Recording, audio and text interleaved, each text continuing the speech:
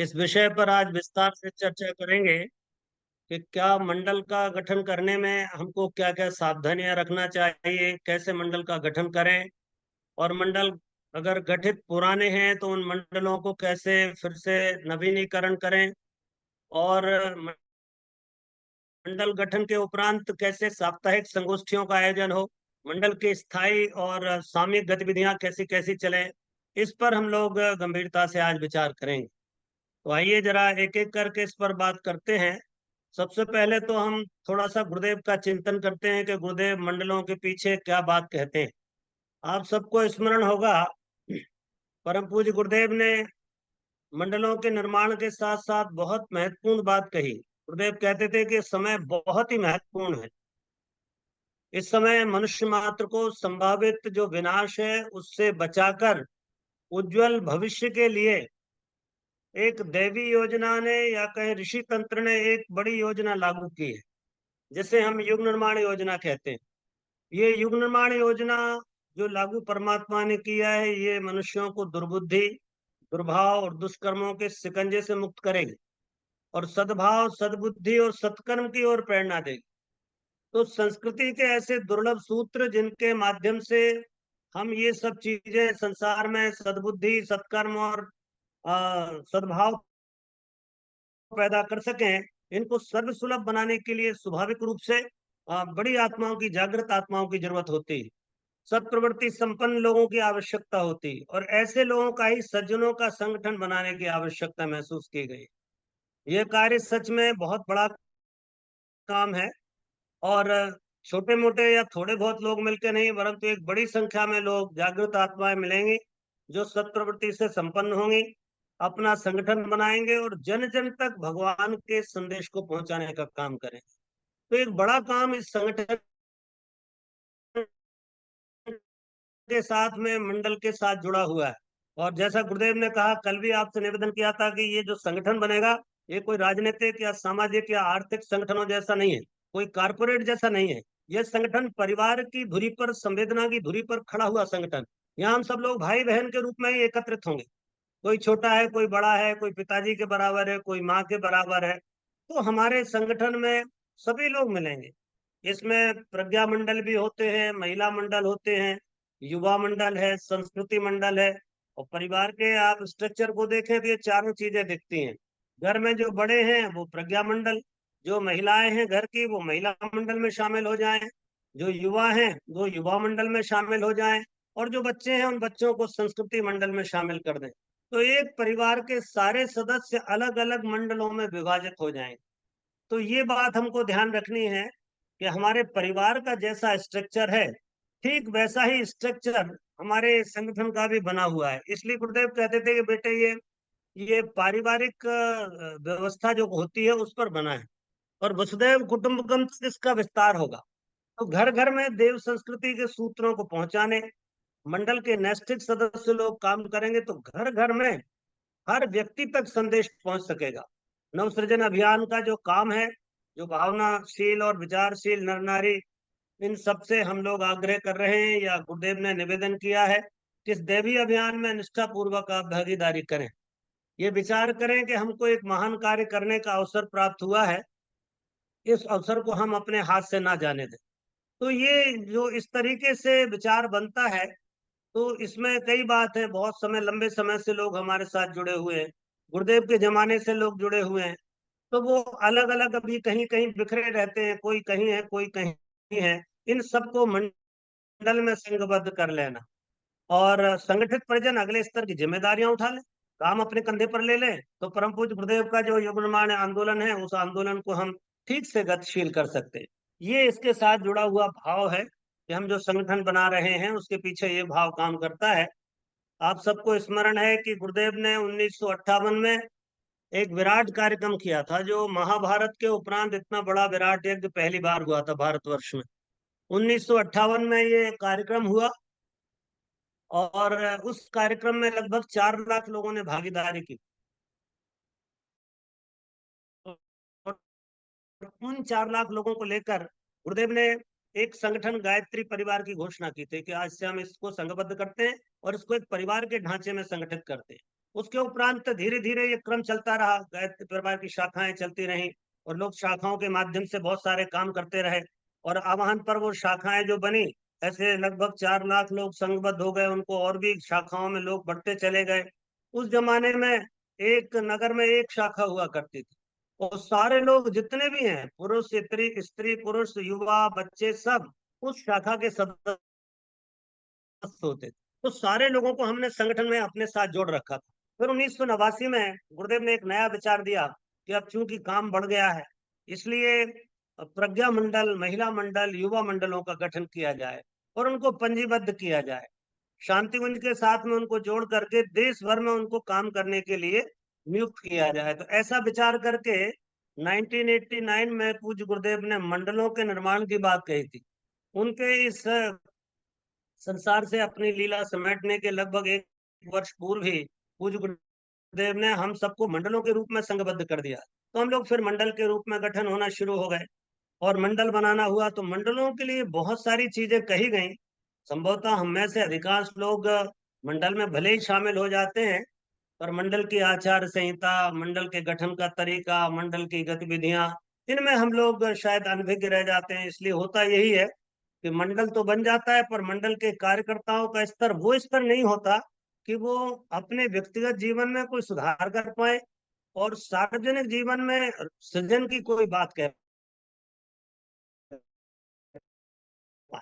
इसलिए जब मंडल गठित होता है तो उसमें ये बात मुख्य रूप से कही गई कि संगठन व्यक्तिगत साधना करें और साधना इतनी सबल हो कि अपने में परिवर्तन कठिन न लगे, अपन अपने को परिवर्तित कर पाए, और संगठन इतना समर्थ हो कि सृजन में कोई बाधा ना उत्पन्न हो। तो दो बातों को ध्यान में रखते हुए ये बात कही गई कि मंडलों को में सदस्य जो आते हैं उनका ठीक से प्रशिक्षण किया जाए। तो इस बार ये विचार बना कि मध्य प्रदेश को लेकर के विचार आया। इस तरह से प्रत्येक राज्य के अलग अलग प्रशिक्षण का क्रम चलता रहेगा। पहले दिन संगठन की रूपरेखा पर बात करेंगे, दूसरे दिन मंडलों की क्रियाविधि पर। तो इस तरह से मंडल का गठन, पुनर्गठन, संचालन हेतु कुछ ध्यानाकर्षण के लिए कुछ ऐसी चीजें हैं बिंदु जिन तक आप सबका विचार आकर्षित करते हैं। तो एक बात तो यह है कि युग निर्माण अभियान बहुत बड़े विस्तृत क्षेत्र में अपना प्रभाव दिखा रहा है। अभी आप देखते हैं कि चारों तरफ युग निर्माण के लोग, विशेष तौर से मध्य प्रदेश में, छत्तीसगढ़ में, उत्तर प्रदेश में, गुजरात में, राजस्थान में, उड़ीसा में, झारखंड में, बिहार में, ये जो राज्य हैं, महाराष्ट्र में, ये जो हिंदी भाषी राज्य हैं, लगभग ये पूरा मध्य और उत्तर भारत, इस मध्य और उत्तर भारत में गायत्री परिवार का, इस संगठन का बहुत बड़ा प्रभाव है और बड़ी संख्या में लोग इकट्ठे होते हैं। अभी हमने अश्वमेध किया मुंबई का। तो इस तरह से हम देखते हैं कि हमारे संगठन का बहुत विस्तार हुआ है और इस संगठन की एक जो मूल इकाई है या कड़ी कहें, उसे मंडल है, जो प्रारंभिक इकाई है। तो मंडल के रूप में उसको हम मानते हैं। मंडल गठन में कुछ बातों का ध्यान रखना आवश्यक है। जैसे उदाहरण के लिए कि जैसे आप परिवार में अगर 5 सदस्य हैं, भाई हैं, बहनें हैं, बच्चे हैं, युवा हैं, तो वो अलग अलग युवा मंडल, प्रज्ञा मंडल, महिला मंडल में अलग अलग भागीदार बन सकते हैं। पर एक बात ध्यान रखने की, एक ऐसा नहीं हो सकता कि प्रज्ञा मंडल बनाया और एक ही परिवार के 5 लोगों को उसमें जोड़ लिया, ये बात नहीं बनेगी। अलग अलग सदस्य अलग अलग मंडलों में तो शामिल हो सकते हैं, पर एक ही मंडल में एक परिवार के सारे सदस्य अनुमति नहीं है, ये ध्यान रखने की बात है। अन्यथा लोग अपने पारिवारिक मंडल बना लेंगे और वो मंडल तो नहीं बनेंगे, वो अपनी व्यक्तिगत कुछ महत्वाकांक्षाओं की पूर्ति में लग जाते हैं। इसलिए एक तो ये बात आई, मंडलों की सदस्य संख्या जैसा आपसे कहा है कि 30 की संख्या होनी चाहिए। प्रारंभ में 5 सक्रिय लोग जुड़ जाएं, काम शुरू करें, फिर हर व्यक्ति 5-5 लोगों को और जोड़ ले, तो कुल मिलाकर के 25 ये और 5 वो मूल वाले, कुल मिला के 30 हो गए। तो ऐसे वरिष्ठ, जागरूक और कर्मठ परिजनों को जोड़ करके और उनके पत्रक भरा करके हम मंडल बना लेते हैं। तो ये बात ध्यान रहे कि कम से कम संख्या में हमारे पास में तभी मंडल पूर्ण माना जाता है जब उनकी संख्या 30 हो जाती। प्रारंभ में भले ही वो 5 लोग हों, पर बढ़ करके उनकी संख्या 30 हो जानी चाहिए, तभी मंडल को पूरा मानते हैं। और ये भी जरूरी है कि मंडल बन जाए और निष्क्रिय हो जाए, कोई काम ना करे, तो उसकी साप्ताहिक संगोष्ठी हो, साधना हो, उपासना हो, समीक्षा हो, कुछ कार्य योजना बने, रचनात्मक और संगठनात्मक और साधनात्मक जो हमारे अलग अलग कार्यक्रम चलते हैं, उनके कार्यक्रम चलें। और मंडल का जो रिकॉर्ड है वो भी व्यवस्थित बना रहे, सबके आईडी नंबर, सबका नाम, पता, उनकी उम्र, उनके जन्म दिवस वगैरह सब लिखे हों, ताकि हम समय समय पर उनके साथ उनको भी अपने बधाइयां देते रहे, उनके संस्कार मनाते रहें। इस तरह से हम देखते हैं कि एक रजिस्टर बना लेना चाहिए, उसमें सारी, मैं आपको आगे बताऊंगा कौन कौन से रजिस्टर बनाए। प्रत्येक मंडल का इस तरह से स्वरूप बना लें, और संगठन की रीति नीति जो पुस्तक है उसको जरूर पढ़ के सुना, क्योंकि उसमें हमारे संगठन की सब गतिविधियां लिखी हैं कि हमारा आचरण कैसा होना चाहिए, हमारा विचार कैसा हो, हम लोग क्या काम करें, क्या काम ना करें, ये बातें हमारे दिमाग में आना चाहिए। तो उसके लिए एक बढ़िया तरीका, एक संगठन की सृजन शिल्पियों के संगठन की रीति नीति एक पुस्तक है, उस पुस्तक को पढ़ लेना चाहिए। वो पुस्तक हमारे पाठ्य पुस्तकों में रखना चाहिए। और भी पुस्तकें हैं, वो भी आपको हम नाम बताएंगे, ये पुस्तकें आप अपने स्वाध्याय में ले आए। अब व्यक्तिगत पत्रक जब भी भरें तो ध्यान रहे उनका जन्मदिन जरूर रखें उसमें, क्योंकि जन्मदिन से आप उनका जन्मदिन संस्कार मनाने चले जाएंगे। तो अपने जिसका भी नाम लिखा जा रहा है तो सब में परिवार का पूरा विवरण लिखे, जितने लोग हैं उनके देखते हैं आप, उनके परिवार में कितने लोग हैं उनके भी नाम लिखते हैं। तो ये इसका मतलब यही होता है कि उनको किसी अन्य संगठन में, अन्य मंडल में जोड़ दिया जाए, और पोस्ट ऑफिस का पूरा एड्रेस हो व्यक्ति का, तो ताकि उसकी जो पर्सनल आईडी बनती है वो आईडी ठीक से बन सके। इस तरह से व्यक्तिगत पत्रक एक बन जाता है और सबका मिला करके एक पंजीयन पत्रक बनता है। तो ये पंजीयन पत्रक और व्यक्तिगत पत्रक मैंने दो निकाल के भी रखे थे आपके लिए। जैसे ये व्यक्तिगत पत्रक का फॉर्म, इसमें सारा विवरण रहता है कि हमारा नाम, पता, फोन नंबर, उम्र, शिक्षा, सब चीजें। तो एक पत्रक ये बना ले, और मान लीजिए 25-30 सदस्य हैं तो 30 पत्रक ये भरे जाएंगे, और एक पत्रक ये रहेगा जो रजिस्ट्रेशन वाला है। इसमें एक दो लोगों के नाम जो आपके समन्वयक हैं, या जो आपको पूरे मंडल का संचालन करेंगे, तो मंडल के संचालक का नाम और बाकी सारी डिटेल्स करके इसको पंजीयन के लिए शांति कुंज भेज दें तो ये काम आपका पूरा हो जाता है। तो इस तरह से हम देखते हैं कि पंजीयन का क्रम पूरा कर ले हम, फिर ये फॉर्म भर के। और एक बात और है कि माह 2 माह के अंतराल में जब भी मंडल बन जाए तो उसमें एक वरिष्ठ नागरिक को जरूर रखना है, वरिष्ठ सदस्य रखना है, प्रौढ़ मित्र के रूप में, जैसा मैं हमने कल भी निवेदन किया था। तो उनको कभी कभी बुला करके, अच्छा जिम्मेदारी का काम भी ऐसा है कि जो बड़े लोग हैं, समझदार लोग हैं, वो बहुत सावधानी पूर्वक किसी चीज को चला सकते हैं, तो संचालन की जिम्मेदारी उनको दी जा सकती है। और इसी के साथ में उनसे ये भी कहा जा सकता है कि वो अपना, हमारे जोश का होश पूर्वक नियोजन करते चले। तो इस तरह से करते रहे। मंडल का प्रतिवेदन भी बनाए, 2-3 महीने में कम से कम पंजीयन अपना प्रतिवेदन भर के शांति कुंज को भेज दें तो हमको जानकारी भी मिलती रहती है। और जो मंडल के सदस्य हैं, ध्यान रखें उनका पूरा प्रशिक्षण करना। मंडल का हर सदस्य कम से कम उसको कर्मकांड आ जाए, कि गीत आ जाए, कि डपली, गीत गाना सीख जाए, ढपली बजाना सीख जाए। तो ये प्रशिक्षण बीच बीच में करते रहना चाहिए। इससे हमारा मंडल भी सक्रिय बना रहता है और हमको काम के लोग मिलते जाते हैं। तो इस तरह से मंडल के पंजीयन जब आप हमको भेजेंगे तो हम उसका पंजीयन करके भेज देंगे। आप वो पंजीयन नंबर लिखें, और कभी भी भविष्य में कोई रिपोर्ट भेजना हो या आपको कोई विशेष बात करनी है तो आप उसका नंबर जरूर लिखें, ताकि पता लगे कि आप किसी मंडल से संबंधित। तो इस तरह से मोटी मोटी बातें हैं। अब अपन विस्तार से बात करते हैं। तो मंडलों का अगर गठन करेंगे तो जैसा मैंने आपसे कहा, प्रारंभ में 5 लोग ले लें, वो 5, फिर 5-5 और जोड़ें तो कुल मिला के 30 हो जाए। हम जो अभी यहाँ बात कर रहे हैं, हमने सुपर 100 ग्रुप की बात की है, सुपर 50 ग्रुप की बात करते हैं। तो सुपर 50 या सुपर 100 ग्रुप के पीछे भी यही भाव है कि आप ऐसा मंडल बनाने जिसमें 100 लोग सदस्य हो जाएं, कोई दिक्कत नहीं। ये 30 का जो संख्या है, 30 की, वो तो बिल्कुल प्रारंभिक संख्या है। आप इसको बढ़ा करके 50 या 100 तक बना सकते हैं। एक मंडल 100 लोगों का हो सकता है, इसमें कोई दिक्कत नहीं है। अच्छा, और किसी भी प्रज्ञा मंडल, महिला मंडल में सदस्यों की संख्या को तो आप अपने हिसाब से बढ़ा लें। ये भी ध्यान रखें, अगर 100 सदस्य उसमें हो रहे हैं तो किसी को आने में दिक्कत ना हो, क्षेत्र एक जैसा हो, सुविधाजनक हो, तो फिर कोई दिक्कत नहीं होती। इस तरह से हम मंडलों को गठित कर सकते हैं, जैसा हमने पूर्व में बताया था उस तरीके का क्रम हो सकता है। अच्छा, ये भी बात ध्यान में रखी जाती है कि मंडल जब गठित करते हैं तो 2000 से लेकर और लगभग 5000 की आबादी वाले क्षेत्र में एक मंडल काम कर सकता है। तो मंडल की ये भी हो गई कि जनसंख्या कितने में करना है। एक मोहल्ला हो सकता है, एक गांव हो सकता है, कोई वार्ड हो सकता है। तो ऐसे हम अपना मंडल बनाते चले जाते हैं। प्रत्येक मंडल में अपन लगभग 5,000 की आबादी तक के लोगों को जोड़ लेते हैं।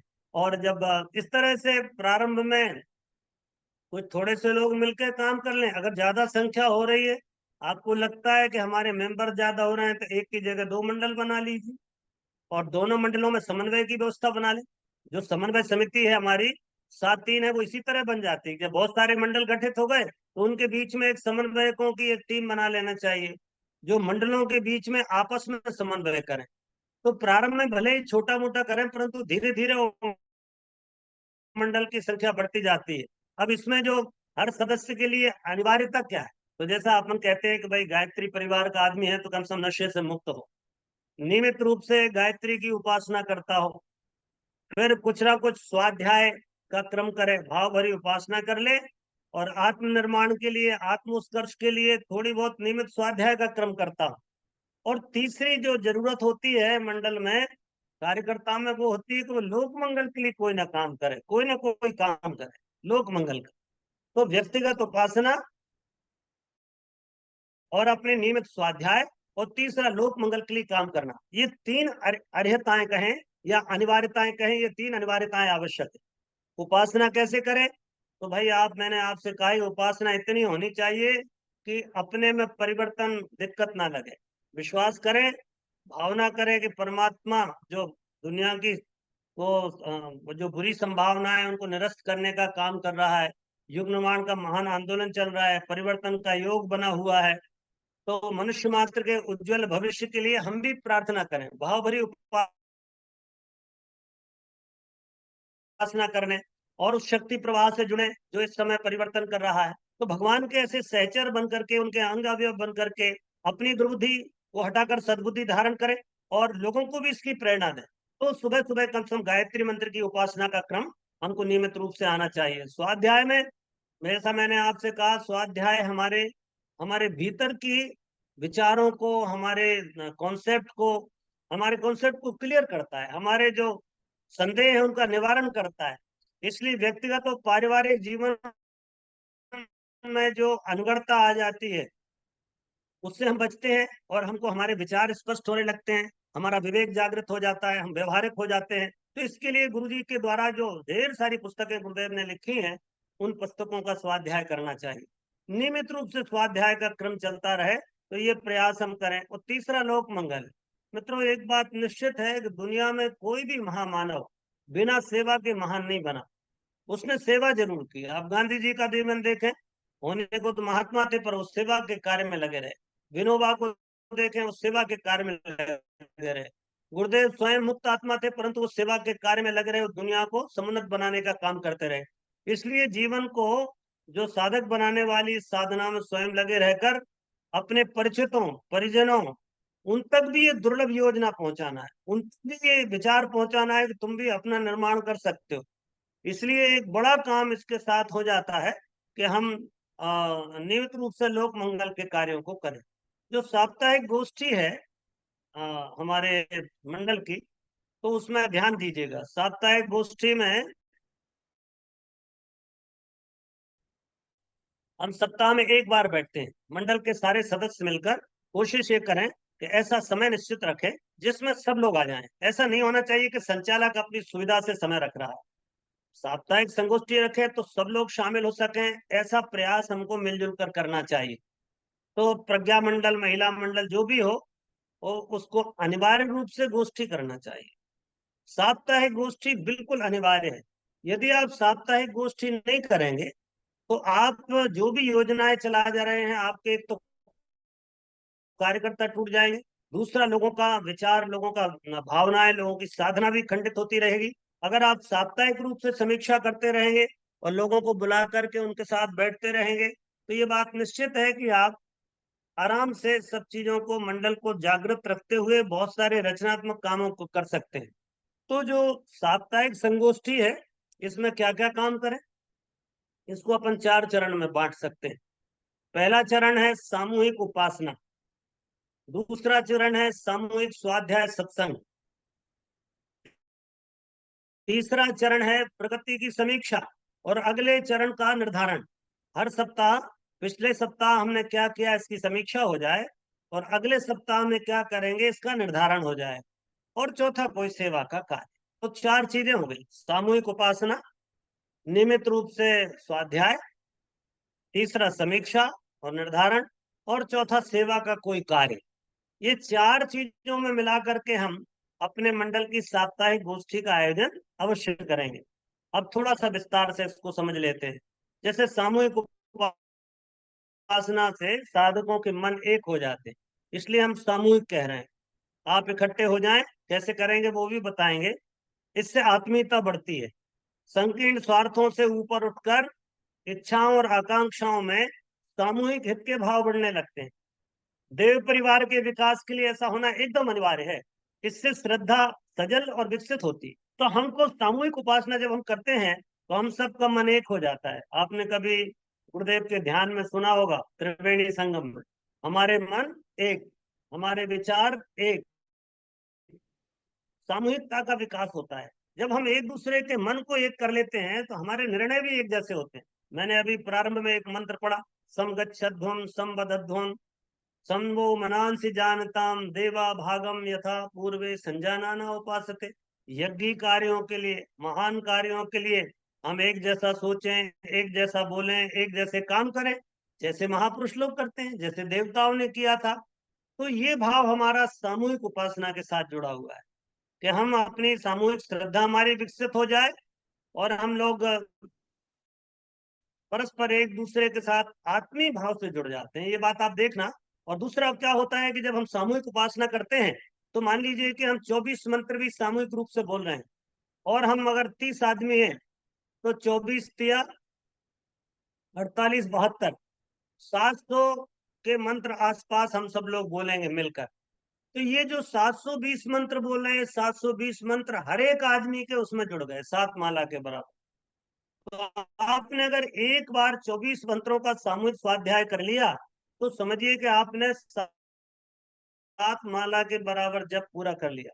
और फिर गुरुदेव की वाणी के साथ करना है तो फिर तो क्या कहिएगा। गुरुदेव कहते हैं कि हमारे साथ बोला गया एक मंत्र 1000 मंत्रों के बराबर शक्तिशाली होता है। तो ये भी एक बड़ी बात है। अगर उपासना कर रहे हैं और भगवान गुरुदेव के साथ में, उनकी परावाणी के साथ में हम लोग अगर मंत्र बोल रहे हैं तो हमारे मंत्र की शक्ति भी अनगुणित हो जाती है, अतुलित हो जाती है, अद्भुत हो जाती है और उसकी शक्ति अकूत हो जाती है। तो हम इस तरह से उस बात को ध्यान रखें। तो ये हमारी सामूहिक उपासना का क्रम हो सकता है। और हम इस तरह से संघबद्ध भी होने लगते हैं, आपस में हमारी आत्मीयता भी बढ़ जाती है, एक दूसरे के प्रति हमारी श्रद्धा भी बढ़ती है और भगवती के प्रति, अपने गुरु और गायत्री के प्रति भी हमारी श्रद्धा का भाव जग जाता है। तो ये हमारी सामूहिक उपासना का क्रम हो गया। दूसरी बात आती है सामूहिक स्वाध्याय सत्संग।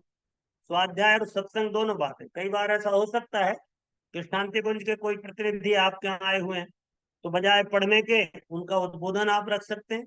कोई विशिष्ट व्यक्ति हैं जो बहुत विद्वान है आपके क्षेत्र में, गुरुजी से पुराने समय से जुड़े हुए हैं, उनके साथ सत्संग, उनका भाषण संभाषण भी हो सकता है। तो सामूहिक स्वाध्याय सत्संग से हमारे विचारों में एक रूपता आती। जैसे वहां हमारे मन एक हो जाते हैं, ऐसे ही सामूहिक स्वाध्याय से हमारा विचार एक हो जाता है, हमारे मतभेद समाप्त हो जाते हैं, हमारे आपस के संशय जो संदेह है उसका निवारण हो जाता है और पूज्य गुरुदेव के विचारों को जीवन में धारण करने का एक भाव भी जागृत होता है। और भगवान की इस महान मंगलमयी युग निर्माण योजना में नव सृजन की दिशा में एकजुट होकर कुछ मेहनत परिश्रम करने के लिए हमको एक संघबद्ध होने की आवश्यकता भी। इसलिए इसकी सामूहिक स्वाध्याय की बड़ी उपयोगिता है। इससे हमारी प्रज्ञा जो है ना वो प्रखर होती। जैसे मैंने आपसे कहा सामूहिक उपासना से हमारी श्रद्धा सजल हो जाती, श्रद्धा हमारी बहुत वंदनीय हो जाती, सजल श्रद्धा हो जाती और इससे हमारी प्रखर प्रज्ञा की प्राप्ति होती, एक से गुरुजी और एक से माता जी की उपलब्धि हो रही। इसलिए सामूहिक उपासना, फिर सामूहिक स्वाध्याय, फिर हमारा तीसरा आता है प्रगति समीक्षा। तीसरा काम, तो मंडल का तीसरा काम प्रगति समीक्षा है।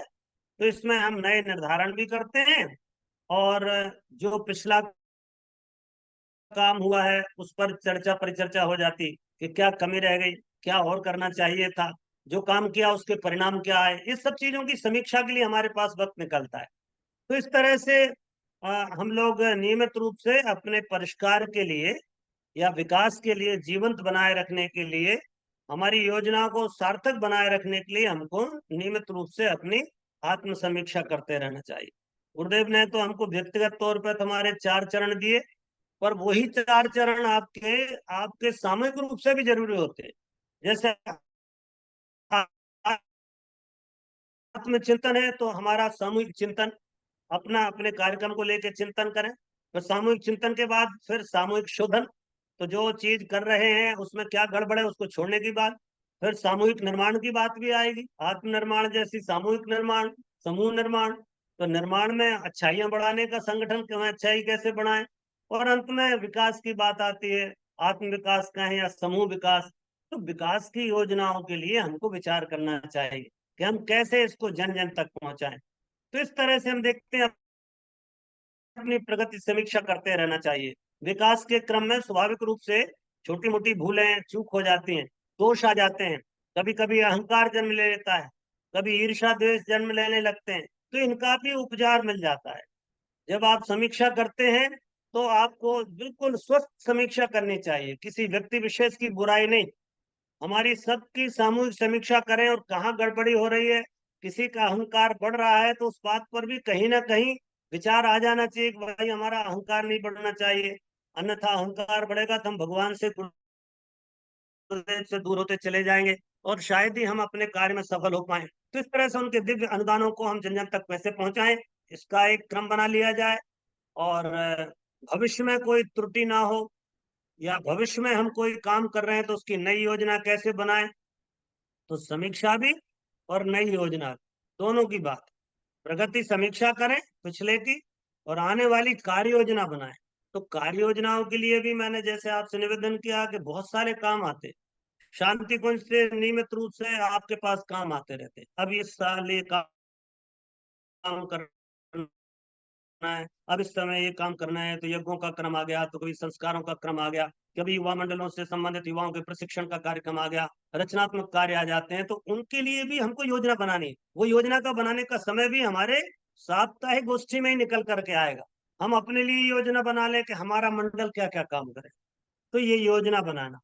और इस तरह से हम 3 चरण, और चौथा चरण जो है वो है सेवा।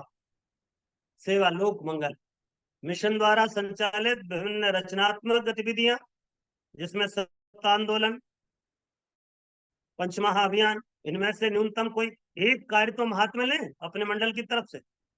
मसलन आप बाल संस्कार शाला ही चलाइए, ये तो नियमित गतिविधि है।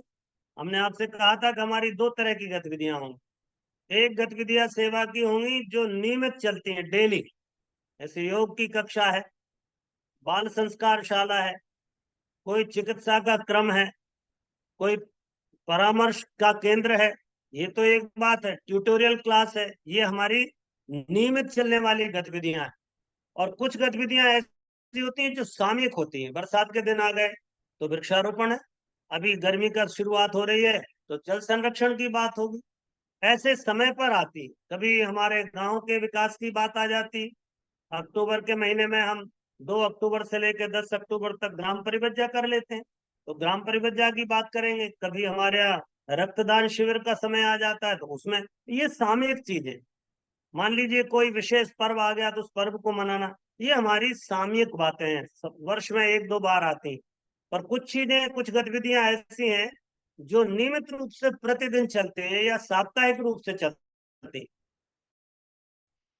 जैसे बाल संस्कार शाला, आप चाहें तो साप्ताहिक चलाइए, आप चाहें, आप पास व्यक्ति ज्यादा है तो आप डेली के क्रम में भी चला सकते हैं। बच्चों को पढ़ाई लिखाई का भी क्रम कराएं और उनको नैतिकता का पाठ भी पढ़ाएं। तो दोनों तरीके से ये सेवा के बहुत सारे प्रकल्प हैं। शांति कुंज जो चलाता है, महिला जागृति का है, नशा निवारण का है, कुरीति उन्मूलन का है, वृक्षारोपण का कार्यक्रम है, नदियों की स्वच्छता संरक्षण का है, तालाबों के, गर्मी के दिन है, अभी बहुत अच्छा सेवा का कार्य हमारा मंडल ले सकता है, वो है हमारा तालाबों तालाबों के गहरीकरण का, ताकि हमारे भूमिगत जल को हम लोग ज्यादा पावरफुल बना पाए, ज्यादा रिचार्ज कर पाए धरती माता को। धरती माता का पेट चीर करके हम ट्यूबवेल लगा करके पानी निकाल रहे हैं, परंतु उसको लौटाने का कोई प्रोग्राम नहीं बनाया। तो ये हो सकता है, युवाओं को जागृत करने की बात हो सकती है, कन्या कौशल, किशोर कौशल हो सकता है, गर्भ संस्कार की बात हो सकती है, दंपत्ति शिविर हो सकते हैं। ढेर सारी गतिविधियां शांति कुंज चलाता है। तो सेवा के लिए अपने मंडल के लिए कोई ना कोई एक गतिविधि को हमको जोड़ कर रख लेना चाहिए। इससे हमारा मंडल जागृत रहेगा। तो जो ये जो चार चरण हैं, ये चार चरण बड़े महत्व के हैं। उपासना के क्रम में प्रेरणा आप क्या करेंगे? तो प्रेरणा प्रद भजन गाइए, बढ़िया। पहले का प्रारंभिक आदमी बैठता है, कोई गीत गा लिया आपने तो आपका मन एकाग्रचित हो जाता है प्रथम चरण में। और फिर कोई भजन कर लिया तो इससे हमारा तनाव मुक्त भी होते हैं, बहुत सारी चिंताएं लेकर के जाते हैं। हीन भावना का निवारण हो जाता है, उल्लास और उमंग का संचार हो जाता है। अच्छी प्रेरणा गीत, प्रज्ञा गीतों की विशेषता ही है ये भज ये संगीत प्रधान नहीं है, ये भाव प्रधान गीत है।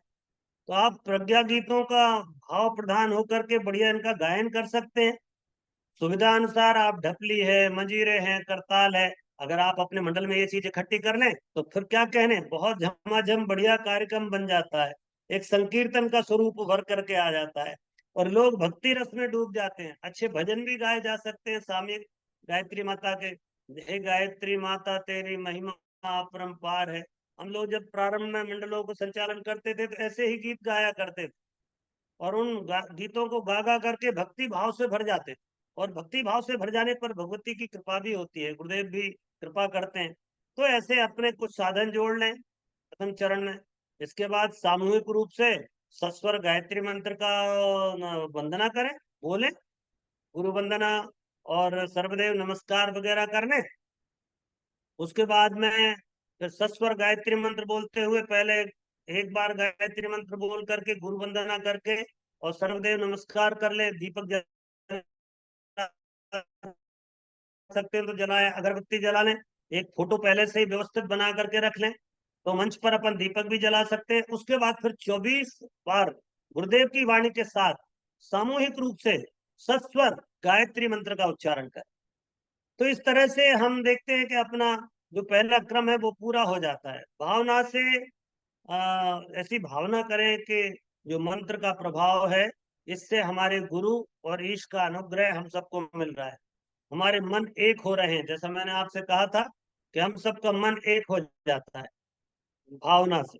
मंत्र पूरा होने पर थोड़ी देर मौन भी रख सकते हैं अगर समय हो तो, और नहीं तो कोई बात नहीं है, अगले क्रम की ओर बढ़े और भावना करें कि सद्भावना से संयुक्त होकर मनुष्य मात्र के उज्जवल भविष्य के लिए ऋषि सत्ता के साथ हम जुड़ रहे हैं। युग शक्ति गायत्री का संचार हम सबके अंदर हो रहा है, ऐसा भाव बनाएं और इस तरह से प्रार्थना का क्रम पूरा करें। जब समय पूरा होना हो जाए तो संचालक कर्ता द्वारा गायत्री मंत्र बोला जाए और भावना करें कि दिव्य अनुदान वरदान हम सबको मिल रहे हैं और हम भगवान का काम करने के लिए तैयार हो रहे हैं। तो ये पहला चरण जो है ये भक्ति भाव से भरा हुआ है। ये हमारे मन को एक करने वाला है, ध्यान रखिएगा। हमारी आत्मा को आत्मा से जोड़ने वाला है। ये जो उपासना का क्रम है ये बहुत ही गजब का चरण है, पहला चरण। इस बात को ध्यान से करना चाहिए। अगर हम लोग ये पहला चरण पूरा कर लेंगे तो मैं आपको कहता हूँ आप बहुत सारे तनाव से मुक्त हो जाएंगे। जो भी आपके साथ जुड़ेगा उसको भी आनंद आएगा। रूखा रूखा काम आए और सीधे एकदम काम की बात करने लगे तो आदमी थोड़ा सा उसमें निराश हो जाता है। उसके मन का जो तनाव चल रहा था वो जो का मन ही नहीं लगता, बैठेगा ऐसे ही उबासियां लेने लगेगा, इधर उधर कुछ सोचने विचारने लगेगा। इसलिए प्रारंभ में वातावरण को बहुत ही रोचक बनाना चाहिए। ऐसा लगे कि नहीं यार हम आकर के हमने अच्छा किया, चलो थोड़ी देर में रिलैक्स हो गए। एक 15 मिनट के लिए ध्यान करा दीजिए नेत्र बंद कर। सिर्फ कुछ नहीं, आती जाती सांस पर ध्यान करिए। सांस आ रही है, सांस जा रही है, इतना ही ध्यान कर लें। और 10 मिनट 5 मिनट आप ध्यान कराएंगे तो आपको इतना आनंद होगा कि आपको सप्ताह भर के आपके जो तनाव है वो दूर हो जाएंगे और आप एकदम रिलैक्स फील करेंगे। आपको लगेगा कि ये तो बहुत ही अच्छा काम हो गया। तो ये जो पहला चरण है ये बड़ा महत्व का है। ये पहला चरण हमारे मन को एक कर देता है, संयुक्त बना देता है ना। संभो मनांसी जानता, सब एक मन के हो गए हम, ऐसा भाव हमारे साथ जुड़ा है। तो ये वेद का ये एक स्वरूप प्रकट हो जाता है। और संगठन की दृष्टि से मन एक होना अत्यावश्यक है। हम कोई ऐसा नहीं है कि हम कोई सर्वसम आपने बहुमत से काम करने वाले लोग। आपके जितने भी काम हैं वो सर्वसम्मति से होंगे, ध्यान रखना। बहुमत वाला काम नहीं कि चार ने कह दिया हाँ और तीन कह रहे हैं ना, तो आपने मान लिया। नहीं, ऐसा नहीं होना चाहिए। काम वो ही करना है, उन्हीं कामों को हाथ लगाना है जिन कामों में सर्वसम्मति हो। तो ये हमारी साधना से हमारा मन एक होता है, तो सर्वसम्मत कार्यों में भी सर्वसम्मत भावना हमारी जाग उठती है। तो ये ध्यान रखना है कि जब भी आप ये करें तो पहले चरण को बहुत गंभीरता से शांति पूर्वक बैठ करके करना है। फिर आता है दूसरा चरण, ये सामूहिक सत्संग स्वाध्याय का करण जो मैंने आपको बताया। तो इससे पहले थोड़ा सा अपन विषय को पहले से ही निर्धारित कर लें। समसामयिक विषय होना चाहिए। जैसे मान लीजिए अभी नवरात्रि आ रही, तो कल हम नवरात्रि से लेकर कल से 8 तारीख तक 8 दिन हम लोग अभी नवरात्रि से संबंधित, गायत्री के श्रद्धा संवर्धन से संबंधित हम लोग अभी स्वाध्याय करेंगे ऑनलाइन। पूरे 8 दिन हमारे ऑनलाइन जो प्लेटफॉर्म चल रहे हैं उनमें गुरुदेव के साहित्य को पढ़ के सुनाया जाएगा, ताकि आपकी श्रद्धा भक्ति का जागरण हो, आपका विश्वास दृढ़ हो, ध्यान में आपका मन लगे, आप अपने जप को ठीक से कर पाए बिना ऊब के। तो इस दृष्टि से जैसे अभी ऐसा समसामयिक ढूंढना है, तो आपको जिस समय जिस चीज की जरूरत पड़ रही है उस तरह की चीजों का स्वाध्याय हमको करना है। तो स्वाध्याय का विषय पहले से निर्धारित कर ले। हमारा जो संचालक है, जो मंडल का संचालन कर रहा है, उससे ये उसका ये काम है कि वो विषय ढूंढ ले और निश्चित कर ले। अखंड ज्योति के बहुत अच्छे 1 या 2 लेख हो सकते हैं, 3 लेख पढ़ सकते हो आप। सप्ताह भर में आप अखंड ज्योति को महीने भर में खत्म कर लें, ऐसा भी हो सकता है। तो आपको स्वाध्याय का क्रम आप करें। और सत्संग में शामिल होने वाले जो लोग हैं उनका स्तर भी ध्यान रखें। ये रखते हुए विषय चुने कि इनको जो समझ में आ जाएगा कि नहीं आएगा। बहुत छोटे बच्चों का मंडल है और बहुत गंभीर बात आप करोगे, बात बनेगी। तो इसके लिए सबसे अच्छा ये है कि गुरुदेव का साहित्य और मिशन की पत्र पत्रिकाएं, युग निर्माण योजना, अखंड ज्योति मासिक, प्रज्ञा अभियान पाक्षिक, ये 3 हमारी प्रमुख पत्र पत्रिकाएं हैं। तो ये 3 प्रमुख पत्र पत्रिकाओं में से आप आर्टिकल चुन सकते हो। आपने देखा होगा जैसे प्रज्ञा अभियान है, तो प्रज्ञा अभियान में हर 15 दिन में एक सामयिक विषय पर लिखा जाता है। ऐसे महीने में अखंड ज्योति आती है तो एक में समसामयिक लेख रहता है, शुरुआत वाले। तो ऐसे लेखों को आप चुन सकते हैं जो हमारे मंडल में जुड़े हुए युवाओं का व्यक्तित्व परिष्कार करे, उनकी जानकारी बढ़ाए, उनको समाज के प्रति सजग बनाए। ऐसे आर्टिकल्स को चुन लेना चाहिए जो रोचक भी हों। ऐसा नहीं है कि आपने सिर्फ उपयोगी देख लिया, आपको ये भी देखना है कि वो रोचक ढंग से लिखा हुआ है कि नहीं। तो ऐसे ऐसे आप आर्टिकल्स को चुन लें।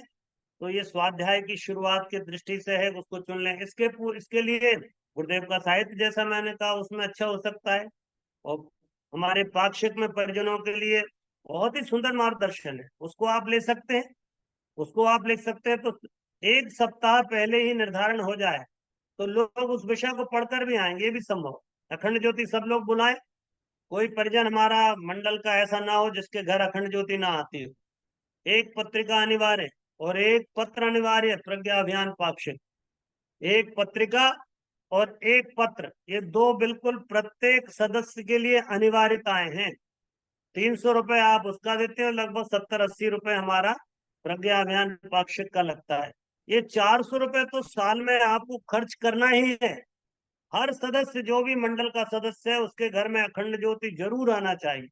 और आप अगर बता देंगे कि भाई ये वाली पत्रिका का ये वाला आर्टिकल हम इस बार 4 आर्टिकल पढ़ेंगे, तो पहले से पढ़ के आएगा, तो आपके साथ उस पे उसकी समझ विकसित होगी।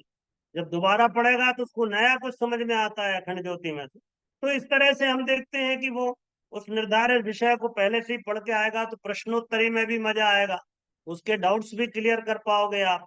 तो एक ये हो गया। इसके बाद में जो निर्धारित अंश है, पढ़कर सुनाने तथा सुयोग्य व्यक्तियों द्वारा उसके व्यवहारिक पक्ष को स्पष्ट करने का काम भी उसके साथ साथ चले। कोई एक पैराग्राफ पढ़ा, फिर उसमें जो विषय आया है उसको थोड़ा सा स्पष्ट कर दीजिए। कठिन शब्द आए हैं तो कठिन शब्दों को थोड़ा सा खोल दीजिए। कोई विशेष शब्द आ गया है तो वो क्या होता है मान लो किसी ने कह दिया अष्ट सिद्धि, तो अष्ट सिद्धि क्या होती, ये पहले से ही जानकारी में ले आएगा। आपसे कोई पूछे तो आप गुरु जी के साहित्य से उसको निकाल के दे पाए। तो विभिन्न पक्षों के जो अलग अलग विचार हैं उनको पहले से खोलते चलना है। और हर व्यक्ति के मनन चिंतन करने की इससे क्षमता बढ़ती। आप ध्यान रखना, यदि आप स्वाध्याय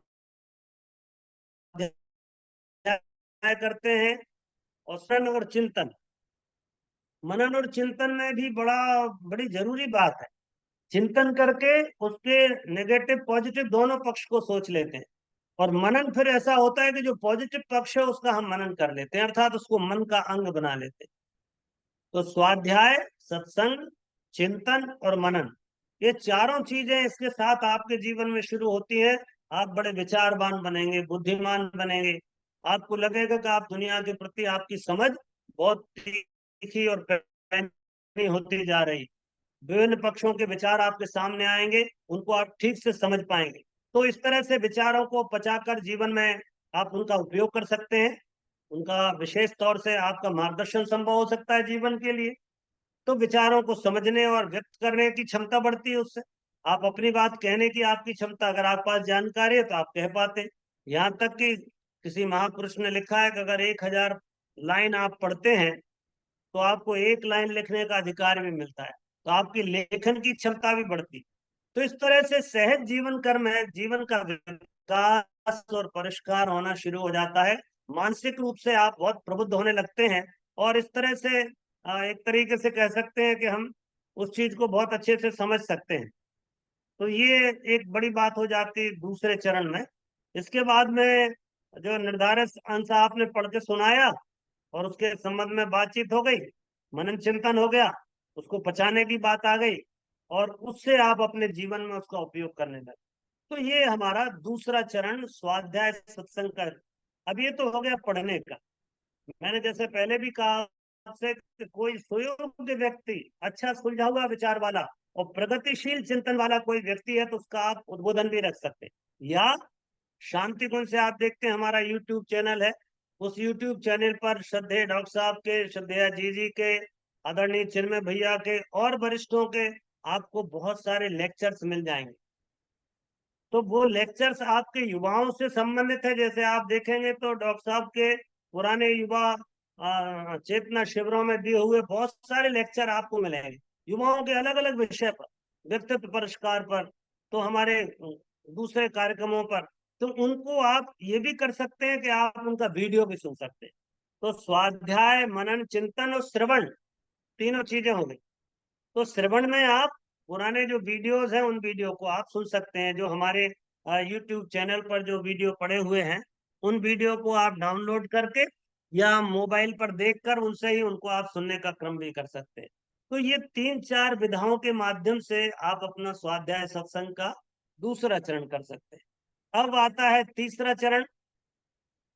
तीसरा चरण है तो तीसरा चरण है प्रगति की समीक्षा।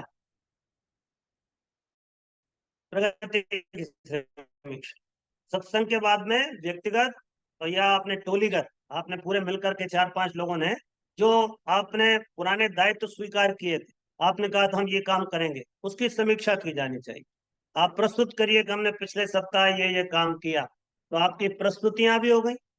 उस प्रस्तुति में आपसे कोई गलती हो रही है तो कोई आपके साथी ही उसको समझाने का काम भी करेंगे, तो आप समझ भी सकते हैं। इसी के साथ में उसी की समीक्षा करना कि इसमें ऐसा और किया जा सकता है। तो जैसा किया जा सकता है वो काम भी अपन लोग सोच विचार कर सकते हैं, तो उस पर चर्चा हो जाए। जिनका समयदान और जनसंपर्क का क्रम ठीक चल रहा है उनकी सराहना करो कि हाँ भाई इस बार आपने बहुत बढ़िया काम किया। और अगर चूक गए तो उनको प्रोत्साहन दो। ऐसा नहीं कि कोई उनको चूक गए तो अरे यार आप तो कुछ नहीं करते और उनकी निंदा होने लगी। नहीं नहीं, उनको सहयोग दे करके आगे बढ़ाने की बात सोचो कि आप कोई बात नहीं यार, पिछले सप्ताह नहीं कर पाए, आप चलो इस सप्ताह आप अपना संकल्प लो और इस सप्ताह करना। तो इससे जो कर रहा है उसको भी प्रोत्साहन मिलता है और जो नहीं कर रहा है उसको प्रेरणा मिल जाती, दोनों बातें हो जाती। और तीसरा, फिर इसके बाद में साधना और सेवा कार्यों में जो कठिनाइयां आ रही हैं उनके समाधान सोचना चाहिए।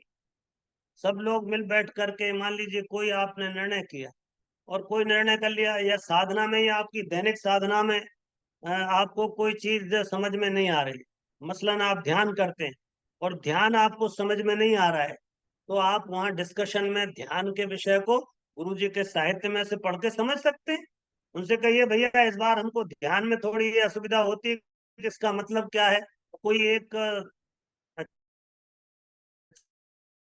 अच्छा व्यक्ति बुला सकते हैं, वो समझना और ध्यान में क्या करना है क्या नहीं करना है, इसका थोड़ी सी जानकारी ले लेने से हमारे ध्यान की प्रक्रिया भी प्रबल होते चलती है। और ध्यान अगर आपका सद गया तो आपका पूरा व्यक्तित्व निखर जाएगा, पूरा व्यक्तित्व निखर उठता है। इसलिए ऐसी जो समस्याएं हैं, मान लो जप करने में कोई असुविधा होती है, या मंत्र के उच्चारण में कोई बात आती है, या कोई कर्मकांड सीखना हो, ये सब समीक्षा के विषय हैं। तो इस तरह से हम बढ़िया, जो ठीक चल रहे हैं उनकी सराहना करें और जो चूक रहे हैं उनको प्रोत्साहन करें, तो हमारे सारे कार्यकर्ता एक साथ आगे बढ़ते चलेंगे। साधना और सेवा कार्यों में जो कठिनाई आ रही उनकी भी समीक्षा हो सकती।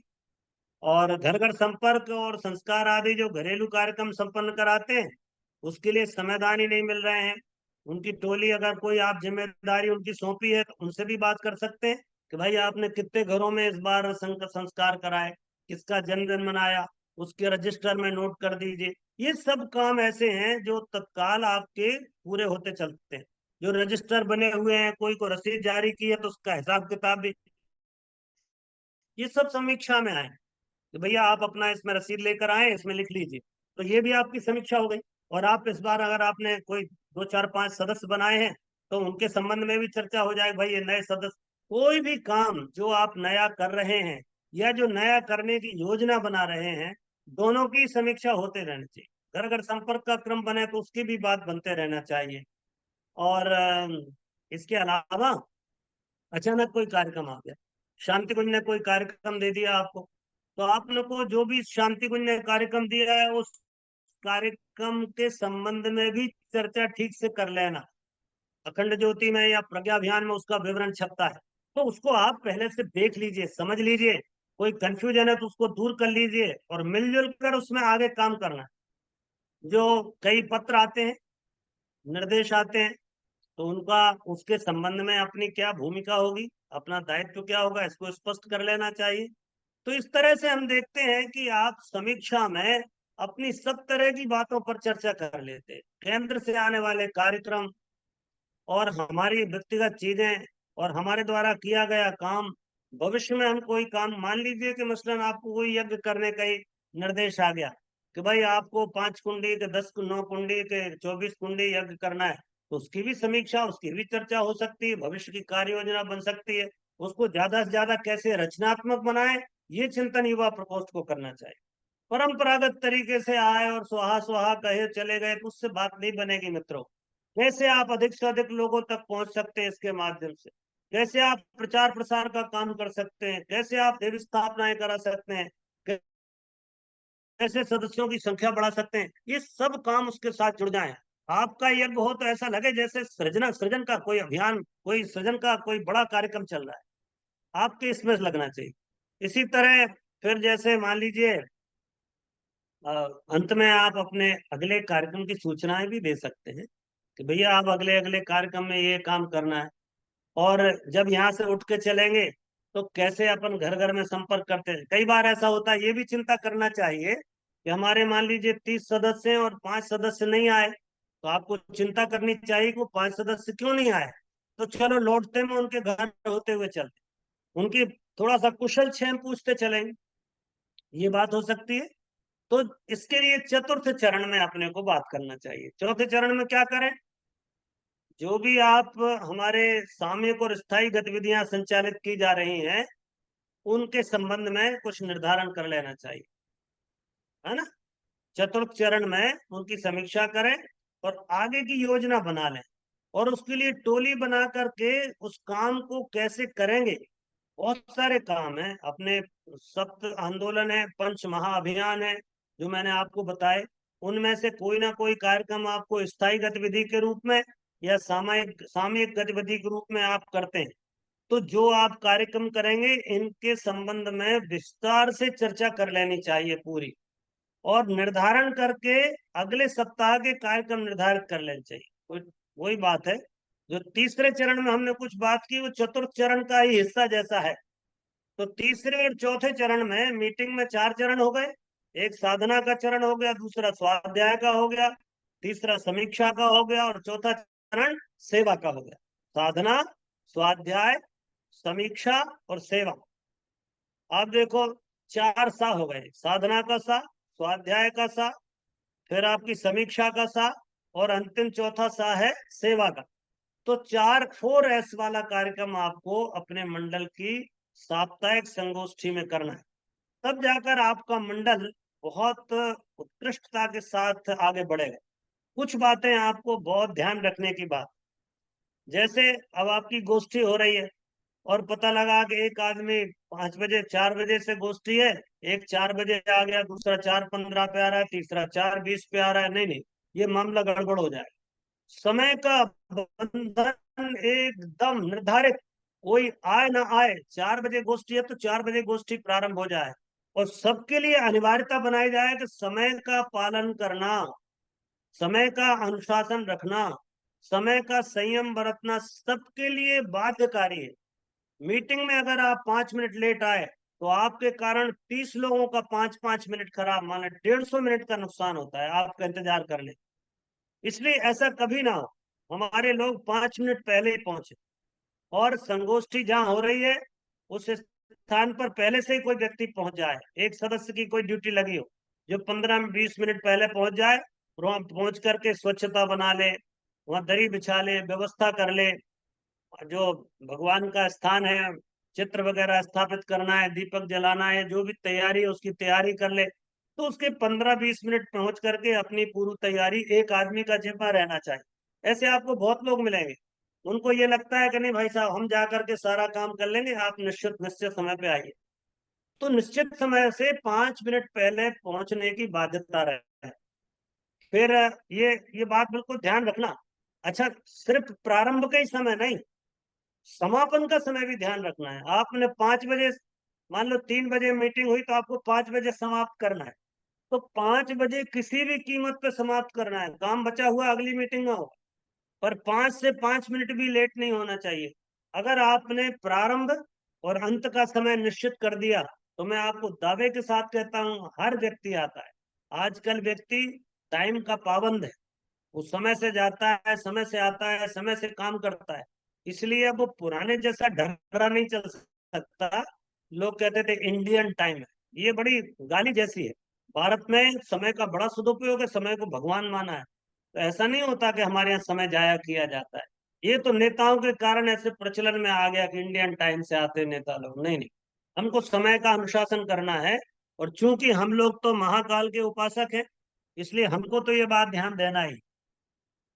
तो इससे मंडल की तत्परता और प्रामाणिकता का स्तर भी बढ़ता है, और शामिल होने वाले लोग निसंकोच भाग लेने लगते हैं। उनको फिर ये डर नहीं लगता कि यार मैं जाऊंगा और हो सकता है 7 बज जाए। नहीं, ऐसा नहीं। हमारे यहाँ प्रायः ये गलती होती, यज्ञ कराने जाएगा आदमी तो 2 घंटे में कार्यक्रम खत्म हो जाना चाहिए तो 4 घंटे खींच देता है, या 1 घंटे का कार्यक्रम है तो 1.5 घंटे में समाप्त करता है। इससे आदमी उचट जाता है। आप स्टार्टिंग और अंत का दोनों का समय आप बताइए कि भाई हम इतने बजे आएंगे और इतने बजे आपका विवाह मंडप से हमारा कार्यक्रम पूरा हो जाएगा। आपने अगर निश्चित 2 घंटे बता दिए तो आदमी 2 घंटे धैर्य पूर्वक आपको सुनता है, उसके बाद उसका विचार नहीं लगता। तो इस तरह से साप्ताहिक संगोष्ठी के बाद जो सदस्य हैं वो 2 2 3 3 की टोलियां बना लें, और कम से कम 5 घरों में संपर्क का क्रम करें। जो लोग नहीं आए हैं उनकी कुशल क्षेम पहुंचने भी जरूर पूछें। तो इस संपर्क के क्रम में कई नए घर आपको मिलेंगे, उन तक सदाचार पहुंचाइए। कुछ नहीं तो छोटी छोटी पॉकेट बुक्स हैं, वो पॉकेट बुक्स ले लें और उन बुक्स को उन घरों में पहुंचाते हुए अपने घर चले जाएं। तो आप मान लीजिए 30 सदस्य हैं और 2 2 की टोली बनाकर निकले, 15 टोली निकलेंगे। कम से कम 30 घरों में तो आप संपर्क करते करते जा ही सकते हैं। 2 घरों में 2 2 मिनट 5 5 मिनट पुस्तक पहुंचाते हो चले जाएं। अगले सप्ताह वो पुस्तक वापस ले लें, दूसरी पुस्तक पहुंचा। तो आपका ऐसे जनसंपर्क का क्रम बनेगा। गुरुदेव कहा करते थे, बेटे युग निर्माण का जो काम है वो बिना जनसंपर्क के संभव नहीं। तो आप जनसंपर्क के माध्यम से इस काम को कर सकते हैं। जो पुराने लोग हैं जिनसे कभी चर्चा हुई हो, उनसे भी आपका संपर्क बन सकता है। उनसे भी आपको फिर हो सकता है वो निष्क्रिय हो गए थे किसी कारणवश, अब वो सक्रिय हो जाएं। तो इस तरह से आपको कार्यक्रम के संचालन के लिए आपको नए लोग मिलने लगेंगे, और हो सकता है कोई ऐसे अनुभव वृद्ध मिल जाए जो आपके मंडल के संचालन में बहुत सहयोग कर पाए। और ये ध्यान रखें, आने वालों को सम्मान पूर्वक यथास्थान क्रमबद्ध तरीके से बिठाएं, अव्यवस्था ना हो इसका ध्यान रखें। और निर्धारित जो 4 चरण है उनमें 1.5 से 2 घंटे में ये चारों चरण पूरे हो जाएं। ऐसा नहीं है कि 4 घंटे तक लगे हुए। तो ये बातें हमको ध्यान रखने की बात है मित्रों। मंडल के कई और कार्य भी हैं, जैसे जो मुख्य मुख्य कार्य है मैंने आपको बताया, पर मंडल के और कार्यक्रम जो मिशन जो कहती, जैसे प्रचारात्मक कार्य, तो घर घर आस्तिकता का वातावरण बनाना, संस्कार की परंपरा को घर घर पहुंचाना, और लोगों के जन्मदिन मनाना, विवाह दिवस मनाना, और पत्रिकाओं की संख्या, ये अपना प्रचार प्रसार करना, कार्यकर्ताओं को खोज निकालना, ये प्रचारात्मक। शांति कुंज से चलने वाली गतिविधियां, सत्रों की जानकारी जन जन तक पहुंचाना ताकि लोग उनमें भाग ले सके। रचनात्मक सत्रों में भाग लेने हेतु अपने जो अभियान चला रहे हैं उनकी जानकारी देना कि हम ये काम कर रहे हैं, आप भी इसमें शामिल हो सकते हैं, भागीदार बन सकते हैं। तो ये हमारे प्रचारात्मक काम हो गए। दूसरे काम है सृजनात्मक। जो आप विविध सुधार के कार्यक्रम या रचनात्मक कार्यक्रम कर रहे हैं, अशिक्षा का निवारण है, बाल संस्कार शाला, प्रौढ़ पाठशाला चला रहे हैं, विद्या विस्तार का काम है, नशा मुक्ति का, ये जो हमारे, जिन्हें आप कह सकते हो ये जो पंचमहा अभियान और सप्त आंदोलन है, तो उनके कार्यक्रमों के लिए भी आपको सृजनात्मक काम कोई ना कोई जोड़ना है। ये दूसरा चरण है, दूसरा काम है। तीसरा काम है संगठन। आपका मंडल एक का एक ना रह जाए, एक मंडल में से 5 मंडल फूट पड़े, ब्रांच निकलनी चाहिए। अर्थात आप देखते हैं थोड़े दिन में पेड़ में नई नई शाखाएं निकलती हैं। आपका मंडल अगर जीवित रहेगा तो वो अपने क्षेत्र में 10-5 मंडलों का निर्माण करके एक सातीन बना लेगा, सक्रिय संगठित समूह बन जाएगा 20 मंडलों का, और लगभग 1 लाख लोग वो आप अपना मंडलों के माध्यम से प्रेरित करने लगे। तो इस तरह से मंडलों का विस्तार करना और सातीन का निर्माण कर लेना, और अगर पहले से कोई साथी है तो उसमें जुड़ जाएं, उसके साथ काम करें। तो ये इस तरीके से संगठनात्मक कार्यक्रम हो जाते हैं। तो 3 तरह के काम करना है, पहला प्रचारात्मक, दूसरा सृजनात्मक, तीसरा संगठनात्मक। इसके अलावा जो काम है साधनात्मक, वो काम तो नियमित है, अनिवार्य, पर 3 इसके अतिरिक्त काम हम लोग अपने हाथ में ले सकते हैं। अब और भी कुछ आवश्यक चीजें हैं, जैसे मंडल आपने बना लिया तो रिकॉर्ड तैयार करो भैया। ऐसा नहीं है कि मंडल हवा में चल रहा है। संगठन की जो आधारभूत इकाई है, ये कई मंडल मिलकर के और संगठित इकाइयां बनाएंगे, तब जाकर के मिशन का काम होगा। तो इसके लिए क्या करें, अपना रिकॉर्ड तैयार करें, क्षेत्र में संगठन की स्थिति और शक्ति का आकलन करके मंडलों के द्वारा जानकारियां एकत्रित करना, आंकड़े बनाना, ये सब चीजें हैं। हर मंडल के पास कम से कम जो प्रमाणिक और जानकारी है, लेखा जोखा है, रिकॉर्ड का होने चाहिए। हर मंडल में एक फाइल हो, एक सदस्यों का रजिस्टर हो, और फिर एक लेखा संबंधी रजिस्टर हो। एक रजिस्टर ऐसा भी हो जिसमें हमारे सदस्यों की जानकारी, उनके जन्म दिवस, विवाह दिवस लिखे हो, उनके विषय में थोड़ी सी जानकारी हो। तो कुल आबादी हमारी, एक ऐसा भी रजिस्टर हो जिसमें हमारे क्षेत्र में जिसमें हम काम कर रहे हैं उसकी जानकारी हो, कुल आबादी कितनी है, कितने घर हैं, किस किस तरह के लोग हैं, कर्मठ सदस्य कौन कौन से हैं, किस किस की दीक्षा हो चुकी है, देव परिवार की संख्या कितनी है हमारे उसमें, नियमित लोग कितने, समयदानी अंशदानी है ये भी, ज्ञानगढ़ धर्मगढ़ किसके घर में संपन्न स्थापित किए हैं उसकी जानकारी रखना, पत्र पत्रिकाओं के कितने ग्राहक हैं इसकी भी लिस्ट बना के रखना, दीक्षित और जिनने देव स्थापना करा चुके हैं ऐसे कितने लोग हैं, जिन घरों में आप संस्कार, जन्मदिन, विवाह दिवस मना रहे हैं वो कौन कौन लोग हैं उनकी जानकारी रखना, और ऐसे प्रभावशील व्यक्तियों की भी जानकारी रखना जो समय समय पर आपको कभी साधन दान करते हैं, कभी अपने प्रभाव से आपको फायदा पहुंचा दें। तो ऐसे प्रभावशील लोगों की भी एक सूची बना कर रखना चाहिए, जो मिशन में सीधे सक्रिय तो नहीं दिखाई देते, परंतु आपको समय पर बहुत सहयोग करते हैं। और ऐसे ही कर्मठ कार्यकर्ताओं की भी सूची बना लेना चाहिए, ताकि आपको ये सारी चीजें हो जाएं। इस तरह से करने से एक आत्मीयता का भाव बना रहेगा, आपके पास रिकॉर्ड रहेगा। कभी भी शांति कुंज पूछता है तो आप अपने मंडल की पूरी जानकारी उनको दे सकते हैं। जो विशेष कार्यक्रम करते हैं उनकी भी एक सूची बनाना चाहिए, विशेष कार्यक्रम क्या हुए उनके लिए। तो इस तरह से समर्थक, साधक, सहयोगी और ये ऐसे लोगों का अपन एक बड़ा मंडल खड़ा कर सकते हैं। और उसमें हमको सुविधा हो जाती है, बड़े काम आते हैं तो ज्यादा लोगों की जरूरत पड़ती है, तो हम लोगों को, हमारे पास रिकॉर्ड है तो उनमें से ढूंढ करके उनको कार्यक्रम में भी बुलाया जा सकता है और मंडल की संख्या भी बढ़ाई जा सकती है। इस तरह से हर माह अपनी सूचियों को आवश्यक संशोधन कर लें और उनमें लोगों की संख्या बढ़ाते चलें, तो हमारा मंडल बहुत व्यवस्थित तरीके से चल सकता है। कुछ अनुशासन जरूरी है। पूज्य गुरुदेव ने अर्थव्यवस्था को लेकर के बहुत बड़े अनुशासन की बात की है कि साधकों को श्रद्धा से लोग अनुदान देते हैं, इसलिए यह जरूरी हो जाता है कि हमारा जो पैसा हम ले रहे हैं उसका रिकॉर्ड सही रखें। अगर आप रिकॉर्ड सही नहीं रखेंगे तो आप समझ लो गुरुदेव की नजरों में, आप पब्लिक की नजरों में, आप जो है ना, आप संदेह के घेरे में आ जाएंगे। तो ये बात ध्यान रखने की बात है कि गुरुदेव कहते थे कि देव प्रयोजन के लिए भैया आधी रोटी तो निकालो, कम से कम आधा घंटे 1 घंटे का समय तो निकालो। अगर वो ऐसा समय निकालते हैं तो बात बन जाती है। तो जो सामर्थ्य लोग हैं उनसे समयदान, अंशदान की व्यवस्था बनाते रहें। इसका अर्थ अनुशासन का तरीका ये रहेगा, आपकी अर्थव्यवस्था ठीक करें। मंडल के सदस्य मिलजुल करके कुछ पैसा इकट्ठा कर लें, उसके माध्यम से करें। और इसलिए हम ये बात ध्यान रखना है, किसी के सामने याचना नहीं करनी।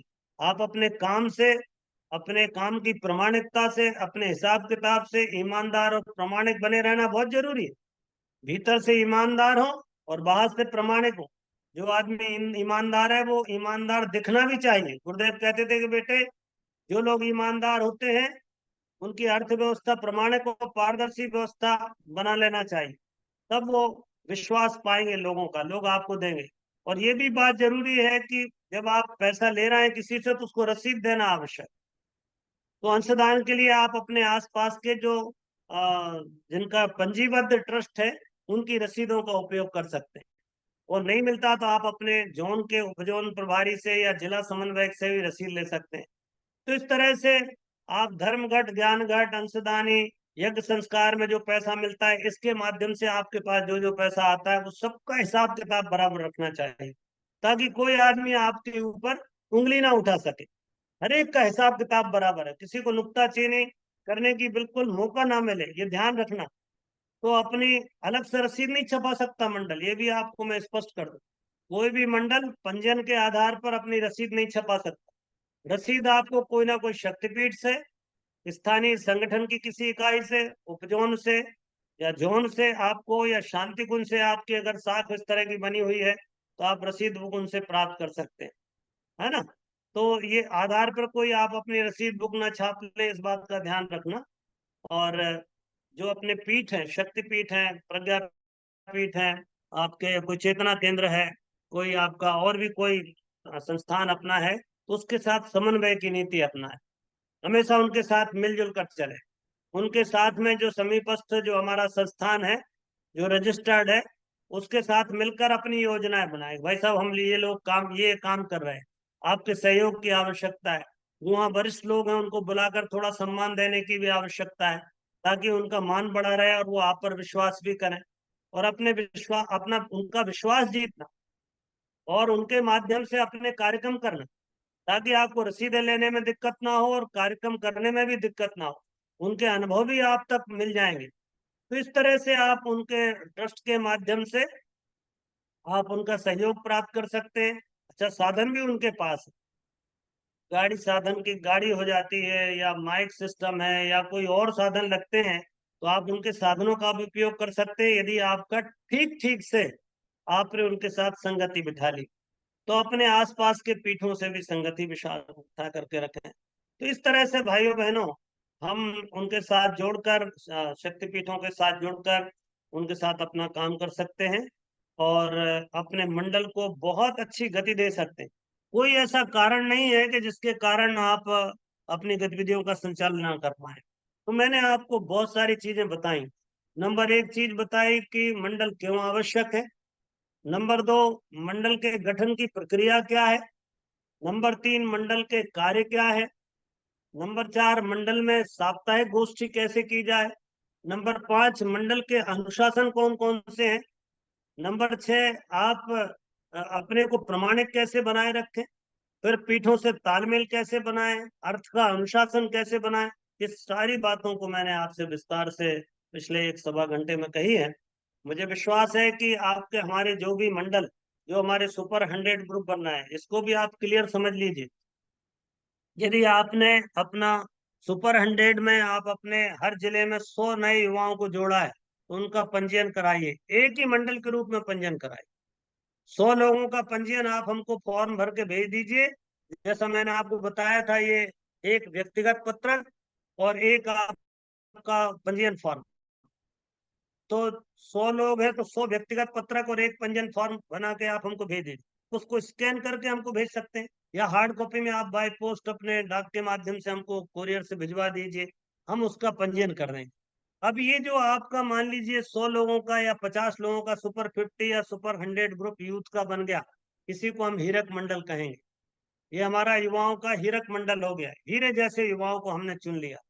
अब ये जो 100 युवा इकट्ठे हो गए, और अगर आपके जिले में 10 तहसील है, तो आप हर एक तहसील को 10-10 युवाओं के अलग अलग समूह बना दीजिए, और वो 100 लोगों को 10 तहसीलों की जिम्मेदारी दीजिएगा। आप इन तहसीलों में जाकर, हो सकता है उन 100 लोगों में उन्हीं तहसीलों के लोग, तो आप उनको जवाबदारी दीजिए कि आप अपने तहसील में जाकर के आप ऐसा ही मंडल सुपर 100 वाला या सुपर 50 या सुपर 25 अपना मंडल बनाइए।